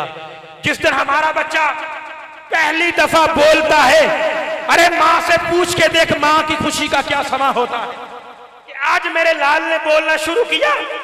फिर उस बाप से पूछ, जब वो बच्चा पहले चारपाई का किसी की उंगली का सहारा लेके चलता था, जब वो बच्चा बगैर सहारे के चलना शुरू करता है, माँ की क्या कैफियत होती है, बाप की क्या कैफियत होती है। ऐ नौजवान, तुझे बोलना नहीं आता था, तेरे माँ बाप ने तुझे बोलना सिखाया। तुझे चलना ना आता था, तेरी उंगली पकड़ के तुझे चलना सिखाया। आज उन वालिदैन को तू कहता है, बाबा जान आप कौन से दौर की बातें करते हैं, कौन से दौर की बातें करते हैं, आपको पता नहीं मुआशरे कितनी तरक्की कर ली है। माँ बोलती है तो मुंह फाड़ के बात करता है, बाप बोलता है आगे से कुछ कहता है तो मुंह फाड़ के बात करता है। कुरान पढ़ अल्लाह का, अल्लाह ने जहां अपनी इबादत का हुक्म दिया उसके फौरन बाद फरमाया कि मेरी इबादत करो। दूसरी चीज का हुक्म दिया, वालिदैन के साथ हुस्न सलूक से पेश आओ। कुरान पढ़ के देख, रब्बुल अज़्ज़ल ने फरमाया अनिश्कुर ली, मैं तुम्हारा खालिक हूं, मैं तुम्हारा मालिक हूं, मैं तुम्हारा राज़िक हूं, मेरा शुक्र अदा करो। अनिश्कुर ली वाली वालिदैक, ऐ मौला तेरे तो हम पर बड़े एहसान है, तूने तो बड़ी कर्म नवाजी फरमाई है, तू अपने शुक्र का हुक्म देता है। मौला अपने शुक्र के बाद तूने वालिदैन का शुक्रगुजार बनने का हुक्म दिया है। फरमाया हाँ हाँ, तुम्हें नहीं पता कि वालिदैन की तुम पर कितनी मेहरबानियां हैं। अल्लाह तबारक व तआला ने एक और मकाम पर फरमाया माँ का जिक्र करते हुए कि माँ 9 महीने तक अपने बच्चे को तकलीफ के साथ पेट में उठाती है। हमलतहु उम्मुहु कुरहा व वदअतहु कुरहा। फरमाया कि तेरी माँ 9 माह तक तुझे तकलीफ के साथ पेट में उठाए रखती है। खुदा की कसम आज के नौजवान, तू अभी बाप नहीं बना, तुझे एहसास नहीं है। माँ जब हामिला होती है तो उसकी कैफियत क्या होती है? अपनी मर्जी से खाती थी, अब अपनी मर्जी से नहीं खाती। अपनी मर्जी से बैठती थी, अब अपनी मर्जी से नहीं बैठती। अपनी मर्जी से करवट बदलती थी, अब अपनी मर्जी से करवट नहीं बदलती। क्यों? कि पेट में तू है, वो तेरा भी ख्याल रखती है। मैं करवट बदलूंगी कहीं मेरे बच्चे को तकलीफ ना हो, मैं इस तरह बैठूंगी कभी मेरे बच्चे को तकलीफ ना हो। कुरान कहता है हमलतहु उम्मुहु, तेरी माँ ने तुझे तकलीफ के साथ उठाया, व वदअतहु कुरहा, और तकलीफ के साथ तुझे जन्म दिया। माँ बाप ने इस दिन के लिए बड़ा किया था कि औलाद हमारी बड़ी होगी, सहारा बनेगी। हमारे पास लोग आते हैं, अब यकीन जानिएगा, हम लोग किसी के घर में एक बेटी पैदा हो जाए, दूसरी बेटी पैदा हो जाए, रंग बदल जाते हैं। और कुरान पढ़ो, ये रंगतें किन की बदलती थी बेटियां होने पे? कुरान पढ़ो जरा। बेटियों की विलादत पर ये चेहरे के रंग किन के मुतगय्यर होते थे? जब मुशरिकीन के चेहरे मुतगय्यर होते थे, जब उनके यहां बेटी पैदा होती। अरे तू और मैं तो हुजूर के उम्मती हैं, उन्होंने हमें क्या तालीम दी है? फरमाया बेटी फातिमा बदातुन मिन्नी, फरमाया मेरी फातिमा मेरे जिगर का टुकड़ा है। और जब हजरत फातिमा आती, आका करीम तशरीफ फरमा होते, फातिमा सामने आ रही होती, खड़े हो जाते। बेटी आई, कौन खड़ा हो रहा है? इमामुल अंबिया खड़ा हो रहा है। और खड़े होते, आगे बढ़ते, आगे बढ़ के फातिमा तुज़ारा के हाथों के बोसे देते। फ़अजलसहा फ़ी मजलिसिही, लाते और लाकर प्यार मोहब्बत से अपनी मसनद पर बिठा देते। अब आबेजी वकार, बहनें जब तुम्हारे घर आया करे ना, मुंह टेढ़े ना किया करो। बाप जब बेटी तेरे घर आए, मुंह टेढ़ा मत किया कर। तेरे चेहरे पर खुशी और मुसर्रत के आसार नमूदार होने चाहिए। और नबी की सुन्नत पे अमल करते हुए जब बेटी तेरे घर आया करे, आगे बढ़ के दरवाजे की दहलीज पे पहुंचकर वेलकम किया कर। नबी की सारी सुन्नतें याद रहती हैं, नबी की ये सुन्नत याद नहीं रहती कि जब नबी की बेटी घर आती थी तो नबी का क्या अमल होता था। बातें बहुत सारी हैं करने की, हमारे मुआशरे की बहुत सारी गंदगियां हैं। बच्चियों को जायदाद में नहीं हिस्सा दिया जाता। भाई हम कौन है उनको महरूम करने वाले? बाप है तो सारी जायदाद बेटों के नाम लगा दी, और बेटी को क्यों नहीं दिया? बेटी को असल में मैंने जहेज जो दे दिया है। ये कौन सी हदीस से तूने साबित कर लिया है? अपनी हयात में ही बेटियों को महरूम कर दिया। भाई बहनों का हिस्सा खा जाते हैं, बहनों का हिस्सा खा के अमीर हो जाएंगे, कितनी जायदाद बना लेंगे, कितनी कोठियां बना लेंगे, कितनी आसाइश और आराइश के साथ जिंदगी गुजार लेंगे, कितनी। खुदा की कसम, अल्लाह रसूल की नाफरमानी करने में खैर किसी सूरत में नहीं है, सुकून किसी सूरत में नहीं है। ये मेरे भाई बैठे हैं, कभी वालिदैन की नाफरमानी ना करना, कभी वालिदैन की नाफरमानी ना करना। और वालिदैन की भी खिदमत में मेरी अर्ज है, मुतबाना गुजारिश है, इस दौर के बहुत सारे फितने हैं, और एक फितना मोबाइल फोन, ये बहुत बड़ा फितना है। पैकेज लगा हुआ है, बच्चा रात भर क्या गंद देखता है मोबाइल में, बाप को नहीं पता, माँ को नहीं पता। और कितने केस हैं आजकल, एप्स भी ऐसे आ गए हैं, लड़का लड़की आपस में दोनों राब्ते में, गेम भी खेल रहे हैं, साथ राब्ता भी कर रहे हैं। और फिर वो राब्ते इतने बढ़ जाते हैं, इतने बढ़ जाते हैं, दोनों घर से भाग जाते हैं। ये औलाद है ना, औलाद ये बहुत बड़ी नेमत है, औलाद बहुत बड़ी नेमत है, लेकिन याद रखिएगा ये औलाद फितना भी है। इन्नमा अमवालुकुम व औलादुकुम फितना, ये औलाद फितना भी है।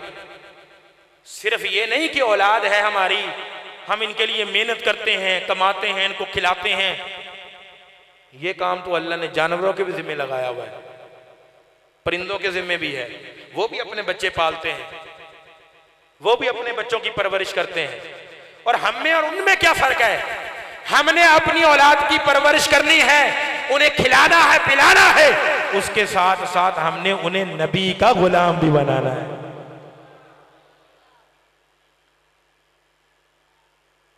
मदरसे में आ जाते हैं हमारे पास, इमाम साहब बच्चे दे दें, क्या करने? कुरान खानी करनी। क्यों? मेरे अब्बू की डेथ हो गई, मेरे अब्बू का इंतकाल हो गया है, उनके लिए कुरान खानी करवानी है, बच्चे दे दें। तो मेरी आदत है, मैं उन्हें बच्चे बाद में देता हूं, पहले उनसे सवाल करता हूं, भाई बाप फौत हुआ है तेरा, और सबसे ज्यादा अच्छा अमल यह है कि तू खुद कुरान पढ़ और उन्हें इसाले सवाब कर। इससे अच्छा अमल क्या है कि खुद कुरान पढ़ और उन्हें इसाले सवाब कर। अब दो तरह के जवाब आते हैं, कान खोल के मेरी बात सुनिएगा, आखिरी बात मैं गुफ्तगू खत्म कर रहा हूं। दो तरह के जवाब आते हैं। एक जवाब तो ये देते हैं, इमाम साहब दिल तो मेरा भी चाहता है मैं अब्बू को कुरान पढ़ के बख्शूं, लेकिन मुझे तो कुरान ही नहीं आता। बाप ने 60 साल जिंदगी गुजारी, न धूप देखी, न सर्दी देखी, न गर्मी देखी, सारी जिंदगी मुशक्कत की जिंदगी गुजार के औलाद को बड़ा करके जब कब्र में पहुंचा, औलाद इस काबिल भी नहीं है कि कुरान की कोई सूरत पढ़ के अपने बाप को ही बख्श दे। कहता इमाम साहब क्या करूं, मुझे कुरान पढ़ना नहीं आता। मेरे बाबा ने मुझे केमिस्ट्री तो पढ़ाई, मेरे बाबा ने मुझे कंप्यूटर तो पढ़ाया, मेरे बाबा ने मुझे फिजिक्स तो पढ़ाई, मेरे बाबा ने मुझे इंग्लिश तो सिखाई, लेकिन मेरे बाबा ने मुझे कुरान न सिखाया।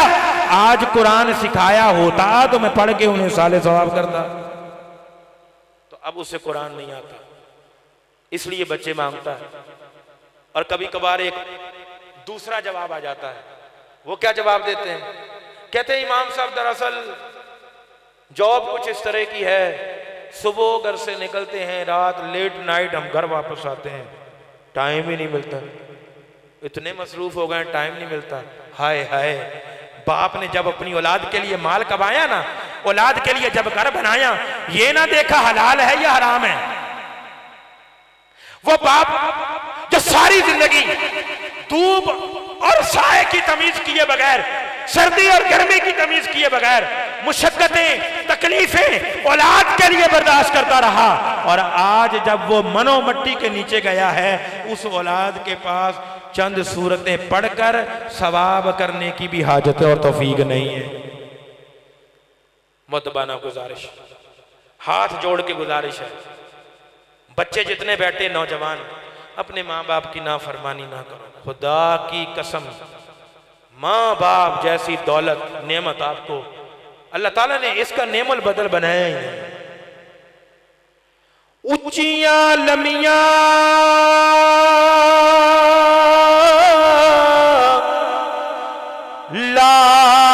लाल खजूरा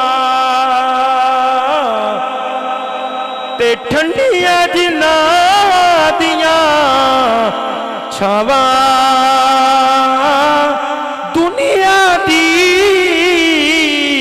हर शै मिल जांदी, पर नहीं मिलदियां मावां। नेमल बदल नहीं है। तो मेरे जितने भाई बैठे हुए ना आज मजलिस मिलाद, अगर कभी माँ बाप की नाफरमानी की है, हयात है ना, खुदा की कसम माफी मांग लो कदमों में गिर के। और अगर उनका इंतकाल हो गया है, खुदारा कब्र पे चले जाओ, कब्र में जाके माफी मांग लो।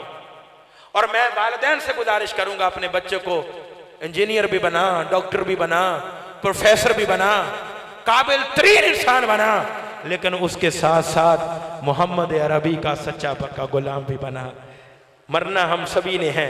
जब हम दुनिया से जाएं, लोग पीछे मिसालें दें, फलां का बच्चा है, क्या अच्छी तरबियत करके गया है, बोले तो मुंह से फूल उसके जड़ें, गुफ्तगू करे फूल से फूल, उसके मुंह से फूल जड़ें, जहां बैठे लोग फ़ख्र करें, उसको बिठाने पे फ़ख्र करें, उसके साथ बैठने पे फ़ख्र करें, अपनी औलाद की इस नहज पर तरबियत करें। अल्लाह तबारक व तआला की पाक बारगाह में दुआ है वो रब्बे करीम जो कुछ कहा गया सुना गया उस पर अमल करने की तौफीक अता फरमाए। जो कमी कोताही हो गई अल्लाह अपने फजल से माफ़ फरमाए। वक्त आपका ज़्यादा लिया है, मैं इस पर माजरत चाहता हूँ। अल्लाह तबारक व तआला की ज़ात हम सब का आना बैठना जिक्र करना सुनना अपनी पाक बारगाह में कबूल व मंजूर फरमाए। वमा अलैया इल्लल बलागुल मुबीन।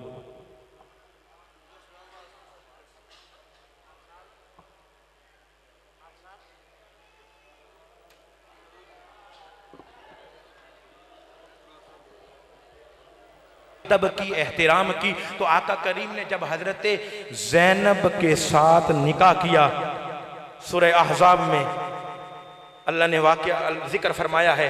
हजरत सहाबा को नबी पाक सल्लल्लाहु अलैहि वसल्लम ने दावत वलीमा पर बुलवाया।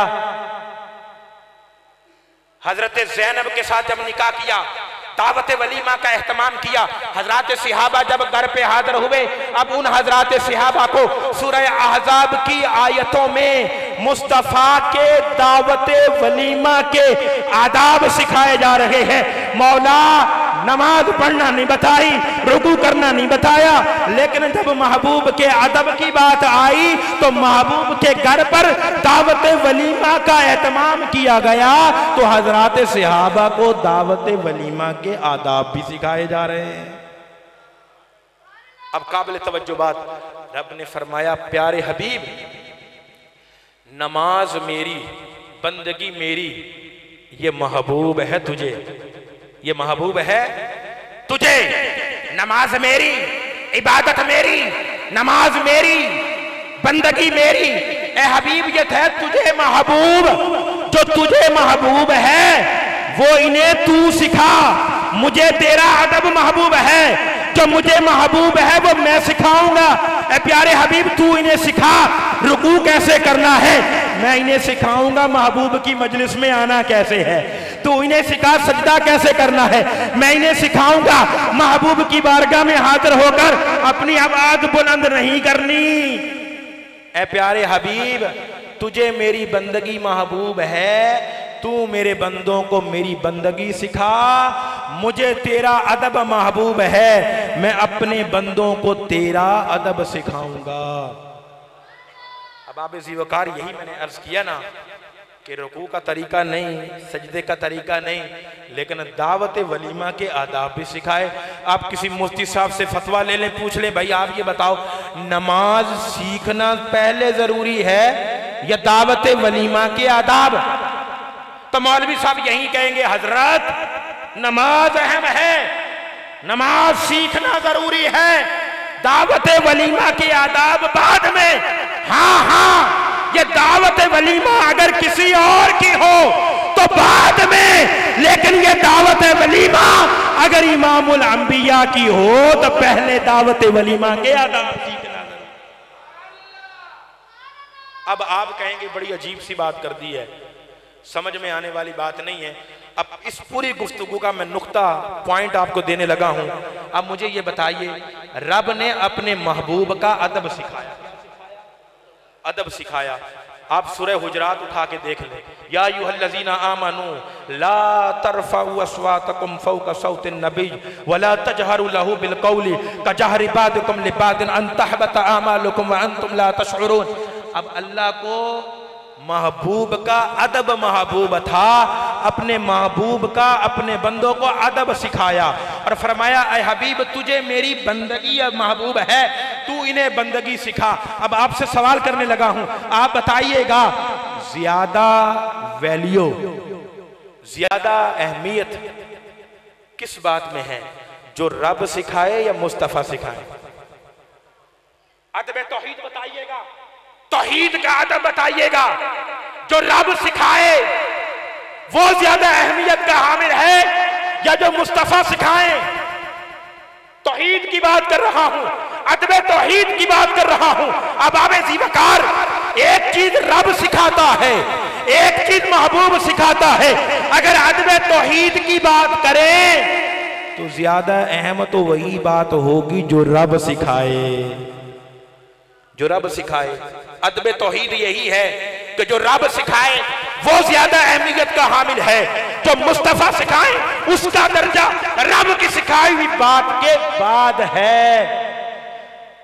तो जब ये अदब तौहीद ठहरा तो रब ने फरमाया प्यारे हबीब अब से फिर यही उसूल ठहरा कि जो मेरी इबादत करेगा तेरे अदब को तर्क करके, जो तेरे अदब को, तेरे एहतराम को, तेरी ताज़ीम को तर्क करके मेरी इबादत करेगा, फरमाया मुझे उसकी इबादत की जरूरत ही नहीं, मैं उसकी इबादत को रद्द कर दूंगा।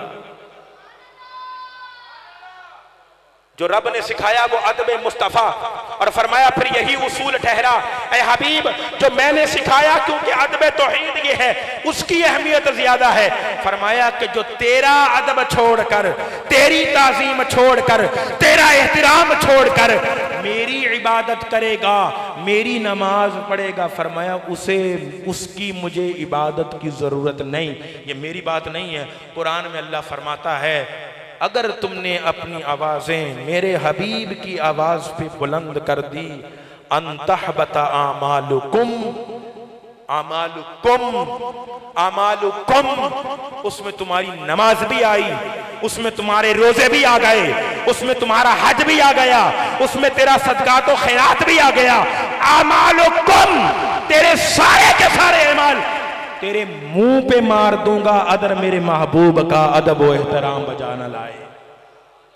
तो फरमाया कि अगर तेरे अदब को छोड़कर, तेरे एहतराम और तेरी ताज़ीम को छोड़कर फरमाया मेरी इबादत करेंगे तो मुझे उनकी इबादत की ज़रूरत नहीं। और आप पूरा कुरान पढ़ लें, कहीं आपको नहीं मिलेगा कि रब ने ये फरमाया हो कि प्यारे हबीब अगर अदब वाले आए, तज़ीम वाले आए, एहतराम वाले आए, तेरे गुण गाने वाले आए, तेरा जिक्र करने वाले आए और वो इबादत की कमी के साथ आए, तो कहीं ये नहीं फरमाया कि मैं उनकी इबादतें रद्द कर दूंगा, क्योंकि वो अदब वाले हैं, वो ताज़ीम वाले हैं, वो इश्क वाले हैं। तो फरमाया इश्क वाले, अदब वाले जब इश्क और अदब के साथ आएंगे, अगर इबादत में कमी भी होगी तो मैं करम फरमा दूंगा, और अगर इबादतों वाले आए अदब और ताज़ीम के बगैर तो फरमाया हबीब मुझे उनकी इबादतों की जरूरत नहीं है, मुझे तो महबूब तेरा अदब और एहतराम है। इसलिए तो शायर ने कहा कि नमाज अच्छी, रोजा अच्छा, हज अच्छा, ज़कात अच्छी, नमाज अच्छी, रोजा अच्छा, हज अच्छा, ज़कात अच्छी, मगर मैं बावजूद इसके, बावजूद इसके, बावजूद इसके नमाज अच्छी, रोजा अच्छा, हज अच्छा, ज़कात अच्छी, मगर मैं बावजूद इसके मुसलमान हो नहीं सकता, न जब तक कट मरूं ख्वाजाए बतहा की इज्जत पर खुदा शाहिद है कामिल मेरा ईमान हो नहीं सकता। नमाज भी अच्छी है, रोजा भी अच्छा है, हज भी अच्छा, ज़कात भी अच्छी, सब कुछ अच्छा है, लेकिन अगर अदब मुस्तफ़ा नहीं है, एहतराम मुस्तफ़ा नहीं है तो फरमाया कि फिर कुछ भी हासिल नहीं है। वक्त ज़्यादा बीत गया अहबाब ज़िवकार, आखिरी बात अर्ज़ करूँगा। हम आका करीम का मिलाद तो बयान करते हैं, लेकिन नबी पाक सल्लल्लाहु अलैहि वसल्लम को अल्लाह ने दुनिया में भेजा क्यों, बेसत के मकासद का जिक्र नहीं किया जाता। माजरत के साथ शान तो बयान की जाती है, लेकिन वो नबी आया क्यों, उन्हें भेजा क्यों? अल्लाह रब्बे कायनात ने फरमाया यतलू अलैहिम आयातिही व युज़क्कीहिम व युअल्लिमुहुमुल किताब वल हिकमा। ऐ प्यारे, हमने आपको भेजा इसलिए है कि आप हमारी आयात इनको पढ़कर सुनाया करें और उन आयात को पढ़कर इनके मन का तज़किया कर दें, इनके दिलों को साफ कर दें, इनके दिलों को पाक कर दें, इन्हें साफ और शफाफ कर दें, ताकि ये अल्लाह की बारगाह में हाजिर हो तो अल्लाह की बारगाह में मकबूल ठहरे। और फिर आका करीम ने कैसा तज़किया नफ्स किया कैसा तज़किया नफ्स किया, हजरात सहाबा को अल्लाह तबारक व तआला के प्यारे हबीब ने कैसे पाक किया, कैसे साफ किया। अबाब ज़ी वकार, आज ज़रूरत इस अमर की है कि हम अपने दिलों की इस्लाह करें। मैं अक्सर ये बात करता हूँ, मेरी तवज्जो आखिरी बातें हैं, पते की बातें हैं, ये सुन लीजिएगा ज़रा। नबी पाक सल्लल्लाहु अलैहि वसल्लम के मिलाद की महफिल है, आखिरी पते की बातें ये सुननी चाहिए, जिनसे आखिरत की मनाज़िल आसान हो जाए हमारी। एक है हमारा जाहिर और एक है हमारा बातिन। एक है हमारा जाहिर और एक है हमारा बातिन। मैं ये तैयार होके आया हूं, हमामा पहन कर आया हूं, मुझे पता है आप लोगों ने मुझे देखना है, आपकी नजरें मुझ पर पड़नी है। यह है मेरा जाहिर, अंदर है मेरा बातिन। मैं कराची से यहां आया क्यों हूं, यहां बैठा क्यों हूं? जाहिर तो आपके सामने है, मेरा अंदर तो आप लोगों से मख्फी है, आपको नहीं पता मेरे अंदर क्या चल रहा है। अब आप ज़ी वकार याद रखिएगा, हम अपने जाहिर को संवारते हैं क्योंकि अल्लाह की मखलूक की नजर हमारे जाहिर पे पड़ती है और रब की नजर कहाँ होती है? सब जरा बोलिएगा, सबको पता है माशाल्लाह, पढ़े लिखे लोग बैठे हैं, पढ़े लिखे लोगों का गांव है ये। आप मुझे बताइएगा, लोगों की नजर हमारे जाहिर पे होती है, इसलिए जब हमने किसी तकरीब में जाना होता है, किसी महफिल में जाना होता है, अच्छा लिबास ज़ेबतन करते हैं, खुशबू लगाते हैं, बन सवर कर जाते हैं, क्योंकि फुला आएगा वो भी मुझे देखेगा, फुला आएगा वो भी मुझे देखेगा। लेकिन अबाब ज़ी वकार, अल्लाह की नजर जाहिर पर नहीं होती, अल्लाह की नजर बातिन पर होती है। आका करीम फरमाते हैं, अल्लाह तुम्हारे जिस्मों को नहीं देखता मोटा है कि पतला है, अल्लाह तुम्हारी रंगतों को नहीं देखता गोरा है या काला है, अल्लाह तुम्हारे अजसाम को नहीं देखता, अल्लाह तुम्हारी सूरतों को नहीं देखता। इसकी वजह कहता कैसी है, यह खूबसूरत है। फरमाया अल्लाह तो तुम्हारे दिलों को देखता है। हम जाहिर सवारते हैं मखलूक को दिखाने के लिए, जहां खालिक की नजर है उसकी हमें फिक्र ही नहीं है। मौलवी साहब आए, 1 घंटा बयान किया, मैं कराची से आया, 1 घंटा बयान करके गया, वहीद भाई भी खुश हो गए, वकास भाई भी खुश हो गए, वसीम भाई भी खुश हो गए, सब ने नारे लगा दिए, मुझ पर पैसे भी फेंक दिए। अल्लाहु अकबर, ये तो मेरा जाहिर था, आप लोग खुश हो गए, असल मकसूद तो ये था कि मेरा रब भी मुझसे राजी हो। तो उसके लिए तो मैंने अपने दिल के टेढ़ेपन को दूर करना है, दिल की गंदगी को दूर करना है, दिल में हसद ना आ जाए, दिल में बुग़्ज़ ना आ जाए, दिल में रिया ना आ जाए, दिल में तकब्बुर ना आ जाए। ये है असल कामयाबी। आज हम रुस्वा हुए, आज हम जलील हुए, आज हम परेशान हैं, उसकी असल वजह यह है, क्या किसी ने खूब कहा, दिल गुलिस्तां था तो हर शय से टपकती थी बहार। समझ आए तो कह देना सुभान अल्लाह। दिल गुलिस्तां था तो हर शय से टपकती थी बहार, दिल बयाबां हो गया, आलम बयाबां हो गया। दिल गुलिस्तां था तो हर शय से टपकती थी बहार, आज हर तरफ खज़ा है, और उसकी असल वजह यह है कि दिल बयाबा हो गया, आलम बयाबा हो गया। ये दिलों की बस्तियां खुदा की कसम आबाद कर लें, हर जगह बहार नजर आएगी। आज हमारे दिल में हसद, बुग़्ज़, रिया, तकब्बुर, एक है हमारा ज़ाहिरी जिस्म, एड्स की बीमारी, कैंसर, हेपेटाइटिस बी, सी, तरह तरह की बीमारियां हैं। खुदा की कसम उनका बर वक्त इलाज ना किया जाए, और कैंसर तो ऐसी बीमारी है कि अगर वक्त पर उसकी तशखीस ना हो जा, जानलेवा है, खोखला कर देता है इंसान को। कि वो अमराज हैं, अगर बर वक्त इनकी तशखीस ना हो, बर वक्त इनका इलाज ना हो, तो अबाब ज़ी वकार इंसान मर जाता है। याद रखिएगा, बीमारियां सिर्फ ये दिल की बीमारियां भी हैं, रूह की बीमारियां भी हैं, हसद दिल की बीमारी, बुग़्ज़ दिल की बीमारी, तकब्बुर दिल की बीमारी, अगर इनका बर वक्त इलाज ना किया जाए तो दुनिया वाले तो हमें समझेंगे कि ये साहिब ईमान है, लेकिन अंदर इतना गंदा होगा कि अल्लाह की बारगाह में मकबूल ही नहीं ठहरेंगे। तो आज ज़रूरत इस अमर की है कि इन दिलों को साफ किया जाए। तरह तरह के फितने जन्म ले रहे हैं, तरह तरह के फितने। मैंने सोचा था मैं खुल के इन फितनों के ऊपर गुफ्तगू करूंगा, लेकिन चूंकि वक्त नहीं है, अब मुझे आप लोगों का एहसास है बहुत सारे फितने जन्म ले रहे हैं और उन फितनों में औलाद वालिदैन की जो नाफरमानी कर रही है।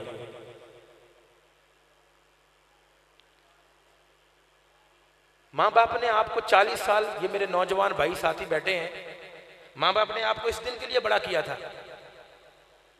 उस वक्त को याद कर जब माँ की तमन्ना थी, बाप की तमन्ना थी, और वही से इंतजार में थे कि मेरा ये लाल किस दिन जुबान से कलमा बोलेगा, कुछ बोलेगा।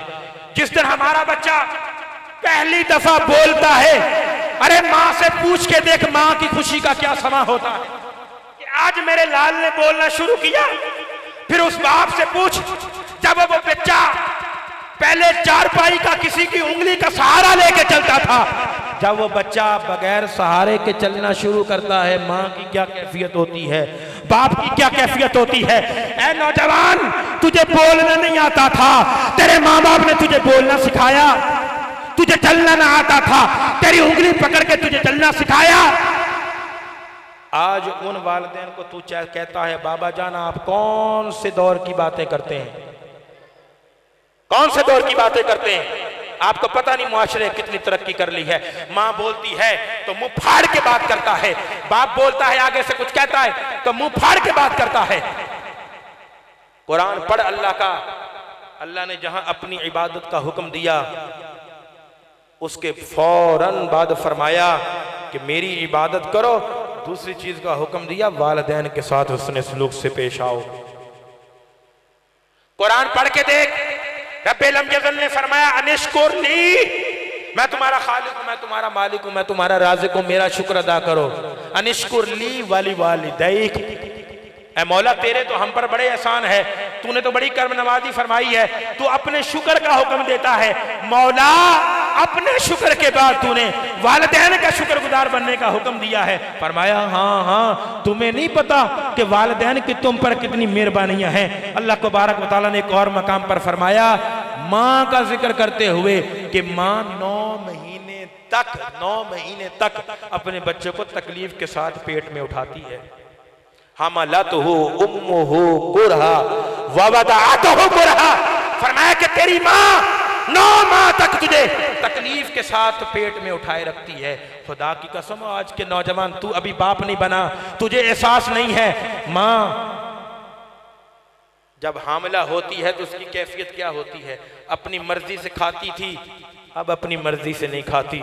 अपनी मर्जी से बैठती थी, अब अपनी मर्जी से नहीं बैठती। अपनी मर्जी से करवट बदलती थी, अब अपनी मर्जी से करवट नहीं बदलती। क्यों? कि पेट में तू है, वो तेरा भी ख्याल रखती है। मैं करवट बदलूंगी कहीं मेरे बच्चे को तकलीफ ना हो, मैं इस तरह बैठूंगी कभी मेरे बच्चे को तकलीफ ना हो। कुरान कहता है हमलतहु उम्मुहु, तेरी माँ ने तुझे तकलीफ के साथ उठाया, व वदअतहु कुरहा, और तकलीफ के साथ तुझे जन्म दिया। माँ बाप ने इस दिन के लिए बड़ा किया था कि औलाद हमारी बड़ी होगी, सहारा बनेगी। हमारे पास लोग आते हैं, अब यकीन जानिएगा, हम लोग किसी के घर में एक बेटी पैदा हो जाए, दूसरी बेटी पैदा हो जाए, रंग बदल जाते हैं। और कुरान पढ़ो, ये रंगतें किन की बदलती थी बेटियां होने पे। कुरान पढ़ो जरा, बेटियों की विलादत पर ये चेहरे के रंग किन के मुतगय्यर होते थे। जब मुशरिकीन के चेहरे मुतगय्यर होते थे, जब उनके यहां बेटी पैदा होती, अरे तू और मैं तो हुजूर के उम्मती हैं। उन्होंने हमें क्या तालीम दी है? फरमाया बेटी फातिमा बदातो मिन्नी, फरमाया मेरी फातिमा मेरे जिगर का टुकड़ा है। और जब हजरत फातिमा आती, आका करीम तशरीफ फरमा होते, फातिमा सामने आ रही होती, खड़े हो जाते। बेटी आई, कौन खड़ा हो रहा है? इमामुल अंबिया खड़ा हो रहा है। और खड़े होते आगे बढ़ते, आगे बढ़ के फातिमा तुज़ारा के हाथों के बोसे देते, फ़अजलसहा फी मजलिसिही, लाते और लाकर प्यार मोहब्बत से अपनी मसनद पर बिठा देते। अब आबेजी वकार, बहनें जब तुम्हारे घर आया करे ना, मुंह टेढ़े न किया करो। बाप जब बेटी तेरे घर आए, मुंह टेढ़ा मत किया कर। तेरे चेहरे पर खुशी और मुसर्रत के आसार नमूदार होने चाहिए। और नबी की सुन्नत पे अमल करते हुए जब बेटी तेरे घर आया करे, आगे बढ़ के दरवाजे की दहलीज पे पहुंचकर वेलकम किया कर। नबी की सारी सुन्नतें याद रहती हैं, नबी की ये सुन्नत याद नहीं रहती कि जब नबी की बेटी घर आती थी तो नबी का क्या अमल होता था। बातें बहुत सारी हैं करने की, हमारे मुआशरे की बहुत सारी गंदगियां हैं। बच्चियों को जायदाद में नहीं हिस्सा दिया जाता। भाई हम कौन है उनको महरूम करने वाले? बाप है तो सारी जायदाद बेटों के नाम लगा दी, और बेटी को क्यों नहीं दिया? बेटी को असल में मैंने जहेज जो दे दिया है। ये कौन सी हदीस से तूने साबित कर लिया है? अपनी हयात में ही बेटियों को महरूम कर दिया।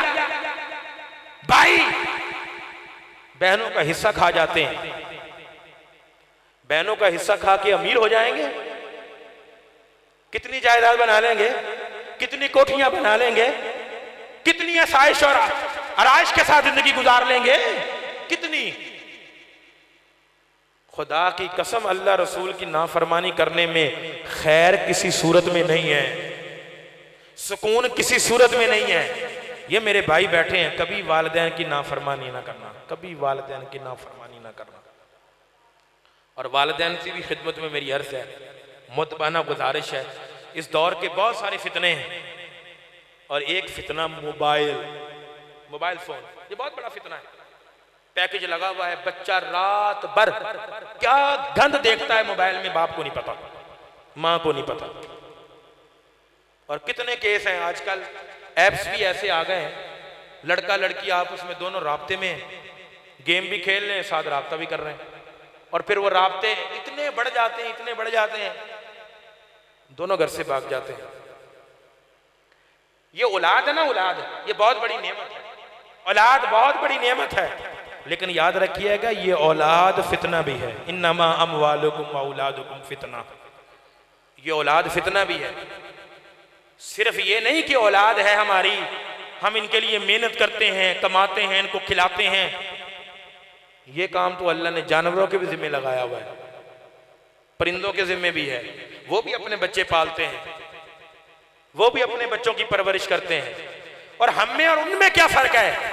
हमने अपनी औलाद की परवरिश करनी है, उन्हें खिलाना है, पिलाना है, उसके साथ साथ हमने उन्हें नबी का गुलाम भी बनाना है।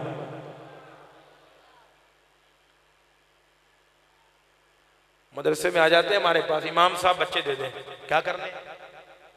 कुरान खानी करनी। क्यों? मेरे अब्बू की डेथ हो गई, मेरे अब्बू का इंतकाल हो गया है, उनके लिए कुरान खानी करवानी है, बच्चे दे दें। तो मेरी आदत है, मैं उन्हें बच्चे बाद में देता हूं, पहले उनसे सवाल करता हूं, भाई बाप फौत हुआ है तेरा, और सबसे ज्यादा अच्छा अमल यह है कि तू खुद कुरान पढ़ और उन्हें इसाले सवाब कर। इससे अच्छा अमल क्या है कि खुद कुरान पढ़ और उन्हें इसाले सवाब कर। अब दो तरह के जवाब आते हैं, कान खोल के मेरी बात सुनिएगा, आखिरी बात मैं गुफ्तगू खत्म कर रहा हूं। दो तरह के जवाब आते हैं। एक जवाब तो ये देते हैं, इमाम साहब दिल तो मेरा भी चाहता है मैं अब्बू को कुरान पढ़ के बख्शूं, लेकिन मुझे तो कुरान ही नहीं आता। बाप ने 60 साल जिंदगी गुजारी, न धूप देखी, न सर्दी देखी, न गर्मी देखी, सारी जिंदगी मुशक्कत की जिंदगी गुजार के औलाद को बड़ा करके जब कब्र में पहुंचा, औलाद इस काबिल भी नहीं है कि कुरान की कोई सूरत पढ़ के अपने बाप को ही बख्श दे। कहता इमाम साहब क्या करूं, मुझे कुरान पढ़ना नहीं आता, मेरे बाबा ने मुझे केमिस्ट्री तो पढ़ाई, मेरे बाबा ने मुझे कंप्यूटर तो पढ़ाया, मेरे बाबा ने मुझे फिजिक्स तो पढ़ाई, मेरे बाबा ने मुझे इंग्लिश तो सिखाई, लेकिन मेरे बाबा ने मुझे कुरान न सिखाया। आज कुरान सिखाया होता तो मैं पढ़ के उन्हें साले सवाब करता। तो अब उसे कुरान नहीं आता, इसलिए बच्चे मांगता है। और कभी कभार एक दूसरा जवाब आ जाता है। वो क्या जवाब देते हैं? कहते हैं इमाम साहब दरअसल जॉब कुछ इस तरह की है, सुबह घर से निकलते हैं, रात लेट नाइट हम घर वापस आते हैं, टाइम ही नहीं मिलता, इतने मसरूफ हो गए टाइम नहीं मिलता। हाय हाय, बाप ने जब अपनी औलाद के लिए माल कमाया ना, औलाद के लिए जब घर बनाया, ये ना देखा हलाल है या हराम है। वो बाप जो सारी जिंदगी धूप और साए की तमीज किए बगैर, सर्दी और गर्मी की तमीज किए बगैर, मुशक्कतें तकलीफें औलाद के लिए बर्दाश्त करता रहा, और आज जब वो मनो मट्टी के नीचे गया है, उस औलाद के पास चंद सूरतें पढ़कर सवाब करने की भी हाजत और तौफीक नहीं है। मुतबाना गुजारिश, हाथ जोड़ के गुजारिश है, बच्चे जितने बैठे नौजवान, अपने माँ बाप की नाफरमानी ना करो। खुदा की कसम, माँ बाप जैसी दौलत नेमत आपको अल्लाह ताला ने इसका नेमल बदल बनाया ही नहीं। ऊंचियां लमियां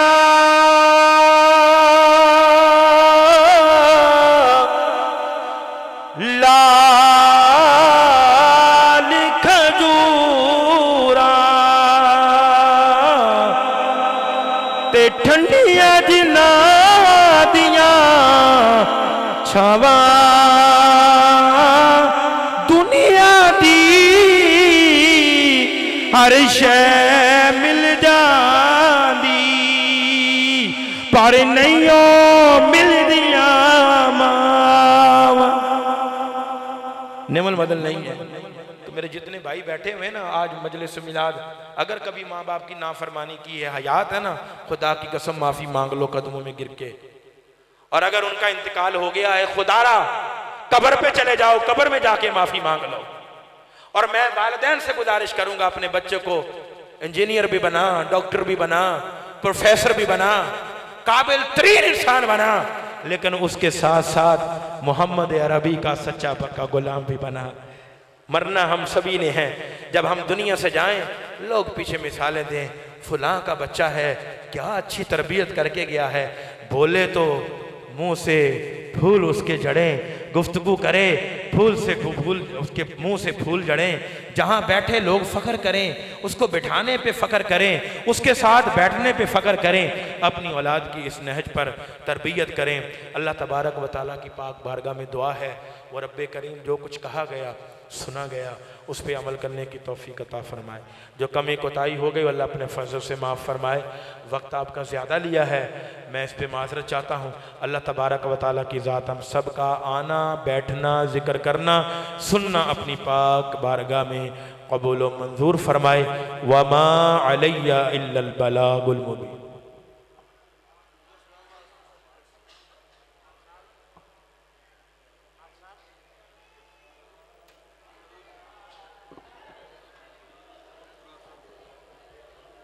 लाखों सलाम शमाए बस में हिदायत पे, लाखों सलाम शमाए बस में हिदायत पे, लाखों सलाम।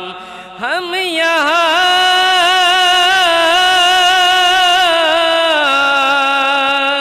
पे पड़े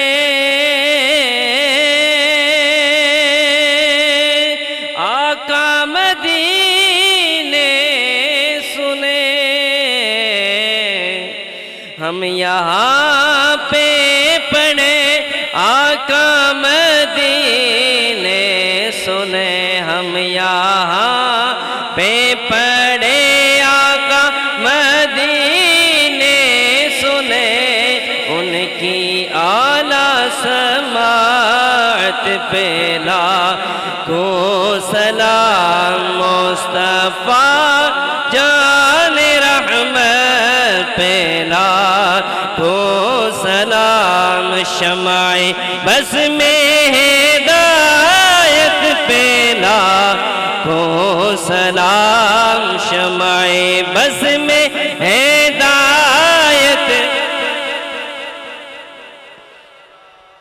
वो रज़ा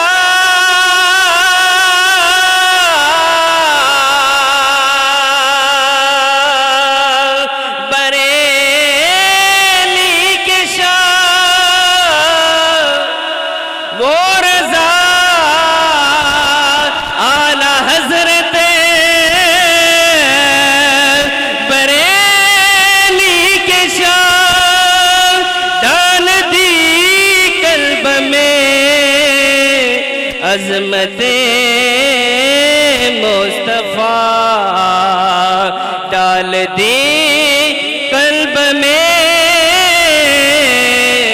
अज़मते मुस्तफ़ा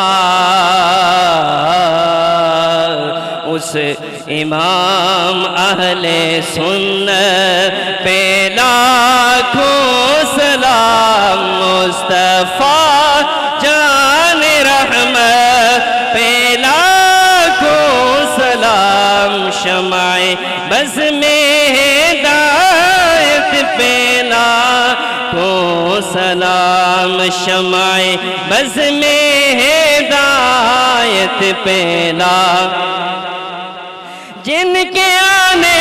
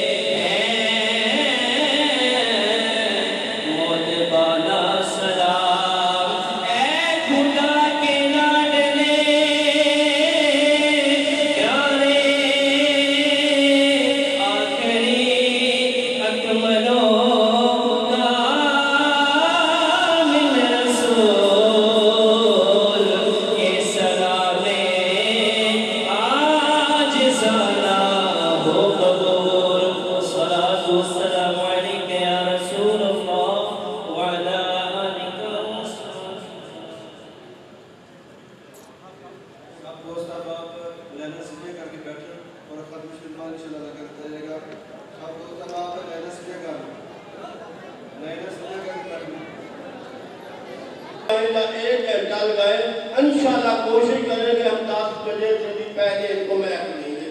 और बहावल नगर से बहुत मशहूर मरूफ नाथ खान जो आ रहे हैं वो नक्शबंद पीर मकसूद राही के वो गुलाम हैं, मरीद हैं।